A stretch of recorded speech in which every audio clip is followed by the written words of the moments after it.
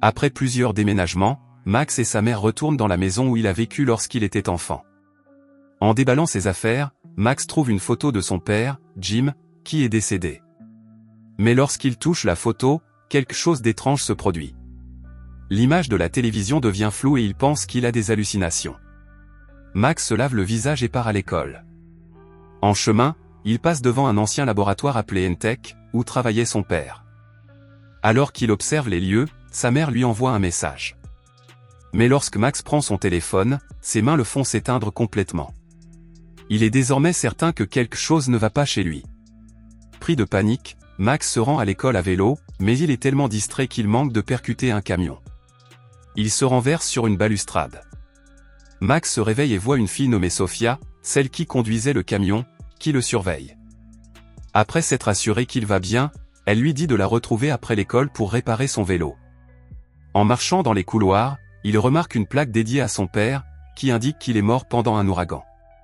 Plus tard, Sophia retrouve Max et l'emmène chez elle pour réparer son vélo. Une fois qu'elle a terminé, Max la remercie, rentre chez lui et trouve sa mère en train de parler au docteur Miles, qui dirige actuellement Entech. Miles travaillait avec le père de Max. La mère de Max les présente, puis dit à Max d'aller prendre une douche.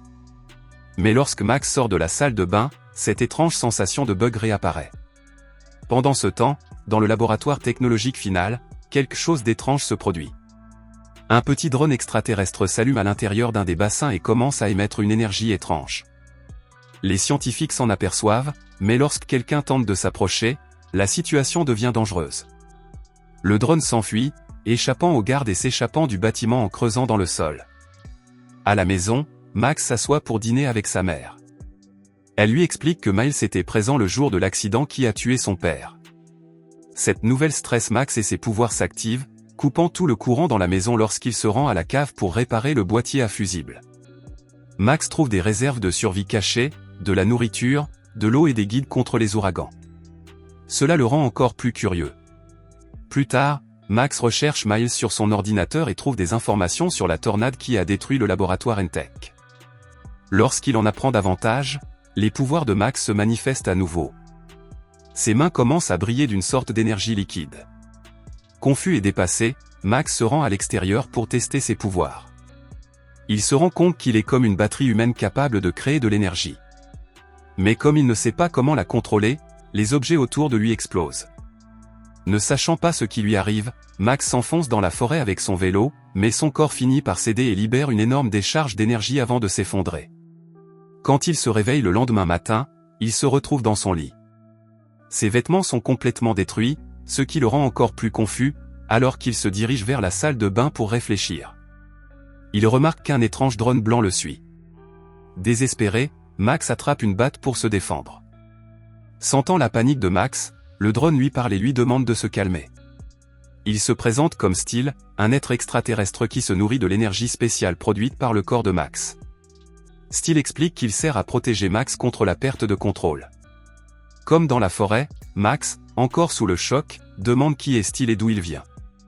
Steel répond qu'il ne se souvient pas de tout, mais qu'il sait que sa mission est de protéger Max. Il se faufile dans la zone réservée où se trouvait le laboratoire de son père. Une fois à l'intérieur, les pouvoirs de Max deviennent à nouveau incontrôlables, mais Steel le stabilise. Cela les amène à découvrir une chose appelée turbo-énergie. Max teste ses nouvelles capacités et découvre qu'il est super fort et rapide. Il est si fort qu'il peut percer le béton. Excité, Max passe l'après-midi à s'entraîner avec Steel pour améliorer son agilité. Max essaie de faire comme Parker, mais il glisse et tombe d'une grande hauteur. En une fraction de seconde, Steel se transforme en armure pour le protéger de la chute. Max est choqué et demande à Steel ce qui s'est passé. Steel explique que lorsque leur énergie s'épuise, ils peuvent créer ensemble une armure protectrice. Avec l'armure sur lui, Max fait l'expérience d'un autre souvenir du passé de Steel. Cette fois, il voit les Ultralinks envahir le laboratoire de son père et Steel était présent lorsque tout cela s'est produit. Pendant le trajet, Max parle à Steel, qui lui révèle plus d'informations sur les Ultralinks, lui expliquant qu'ils peuvent contrôler les éléments et qu'ils sont probablement responsables de la tempête qui a tué le père de Max. Distrait par la conversation, Max est presque renversé à nouveau par Sophia, qui cette fois-ci arrête la voiture pour le réprimander d'avoir failli causer un accident. Alors que Max tente de s'expliquer, Steel l'avertit qu'ils sont suivis. Contraint d'agir rapidement, Max s'engouffre dans une ruelle pour s'échapper, laissant Sofia perplexe derrière lui. Max sort de la ruelle et tombe sur Sofia, qui commence immédiatement à se plaindre qu'il la laisse toujours en plein milieu d'une conversation. Max tente de s'expliquer, mais il remarque immédiatement le SUV qui le suit. N'ayant pas beaucoup de temps pour s'expliquer, il demande à Sofia de le conduire. Sia l'accompagne alors à Entech où il rencontre le docteur Miles. À l'intérieur, Miles leur fait visiter les lieux et leur raconte qu'il a travaillé avec le père de Max, Jim. Désireux d'obtenir plus de réponses, Max demande à parler seul à seul avec Miles. Il lui demande ce qui s'est réellement passé lors de l'accident qui a coûté la vie à son père. Miles explique que lorsqu'il est arrivé au laboratoire ce jour-là, celui-ci était déjà détruit.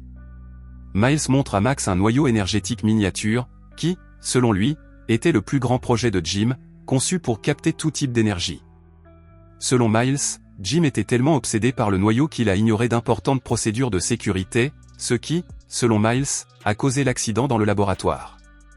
Choqué et bouleversé par cette révélation, Max sent ses pouvoirs se réveiller. L'énergie est rapidement absorbée par le noyau, mais Miles n'en parle pas. Sia entre, remarque que Max ne se sent pas bien et essaie de l'aider, mais au lieu de rester, il décide de partir. Alors qu'il court le long des voies ferrées, Max a des flashs de souvenirs de son père. Étourdi et désorienté, il remarque soudainement une forte tempête de vent.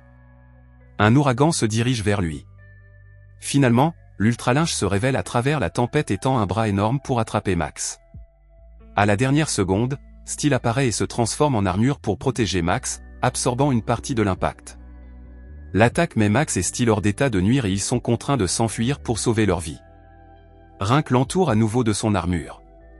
Cela sauve non seulement Max, mais arrête également la tempête. Alors que Max est en train d'assimiler ce qui vient de se passer, l'ultralinge détruit tombe devant lui. Son apparence le bouleverse. Il semble presque identique à Steel. Cela ravive les souvenirs de la nuit où son père est mort et Max comprend soudainement que Lulten a trahi Jim. Furieux, Max accuse Steel d'être un traître. Il pense qu'il est impliqué d'une manière ou d'une autre dans la mort de son père. Ne sachant vers qui se tourner, Max va voir Sofia.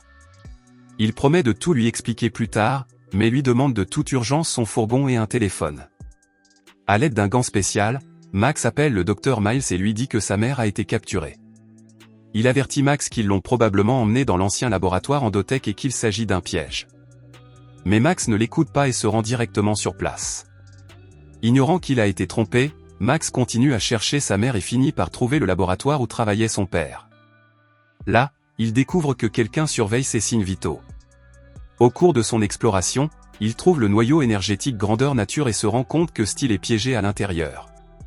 Cependant, le noyau est recouvert d'une couche protectrice, empêchant Max d'atteindre Steel. Au cours de son exploration, Max a un autre flashback et se souvient que Jean et Steel sont entrés dans le noyau énergétique pour charger une arme afin de combattre les ultralinks. Mais au lieu de tirer, Miles a saboté les défenses du laboratoire pour laisser entrer les ultralinks. De retour dans le présent, Max reprend conscience et se rend compte que Miles le poursuit parce qu'il apprend encore à contrôler ses pouvoirs. Il est facilement maîtrisé par Miles. Miles révèle alors que Jim était en fait un extraterrestre. Dans un geste désespéré, Max entre dans le noyau, mais il a l'intention de fusionner avec Steel. À l'intérieur de la machine, il s'excuse d'avoir douté de Steel et commence à surcharger le noyau d'énergie, distrayant Miles, désormais reconnecté à Steel. Max active le mode turbo et sort du noyau prêt à se battre. Il se jette sur Miles et lui permet de transpercer l'armure de Steel, activant ainsi le mode turbo. Avec une énorme vague d'énergie, l'armure de Miles commence à céder et Max provoque enfin l'explosion qu'il souhaitait, vainquant Miles, mais consommant une grande partie de son énergie. Quelques instants après l'explosion, Max et Steel se réveillent et sont sauvés par les soldats de l'Int. De retour à la maison, Molly révèle enfin toute la vérité à Max. Après la mort de Jim, elle a déménagé dans plusieurs villes pour le tenir à l'écart des ultralinks. Lorsque Miles lui a suggéré d'utiliser le système technologique N pour sa sécurité, elle est revenue, risquant presque la capture de Max, mais ils ont réussi à vaincre Miles. Cependant, les ultralinks sont toujours en circulation et Max sera bientôt traqué par eux. Mais avec Steel à ses côtés et son mode turbo prêt, rien ne peut l'arrêter.